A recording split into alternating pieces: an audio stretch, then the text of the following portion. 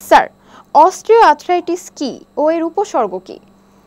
ধন্যবাদ। আমরা প্রথমেই বলেছি যে অস্টিও আর্থ্রাইটিস হলো এটা একটা ডিজেনারেটিভ ডিজিজ। যেমন বয়সের সাথে সাথে আমাদের চুল পেকে যায়, হাড়ের ক্ষয় হতে থাকে। বিশেষ করে যে জয়েন্টগুলোর ভিতরে এক ধরনের সাইনোভিয়াল ফ্লুইড থাকে, যেটাকে আমাদের মেডিকেল ভাষায় আমরা যদি বলি যে সাধারণ বাংলায় গ্রিজের ভূমিকা পালন করে। আমরা যেমন নিচে বসি, নামাজের মতো বসি, টয়লেটে বসি, সিঁড়িতে ওঠানামা করি, সেক্ষেত্রে হাঁটুর ভিতরে যে মুভমেন্টটা হয়, যে ফ্লুইডটা যদি কমে যায় তখন হাড়ে হাড়ে ঘর্ষণ লাগতে থাকে, এক ধরনের ইরোশন তৈরি হয়, যেটাকে মেডিকেল ভাষায় আমরা ইরোশন বলি। অ্যাকচুয়ালি ক্ষয় রোগ যেটা হয়ে যায়, এই যে বয়সজনিত ক্ষয় রোগ যেটাকে আমরা বলি, সেটাকেই বলা হয় অস্টিও আর্থ্রাইটিস।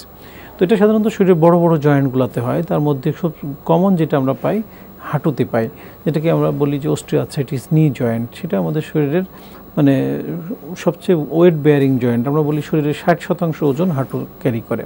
তো এই হাঁটুতে এটা বেশি হয়ে থাকে। এছাড়া আমাদের hip joint, ankle joint, shoulder joint, even স্পাইনে হয়, ঘাড়ে বা কোমরে, এইসব জায়গায় এই ক্ষয়রোগ হতে পারে।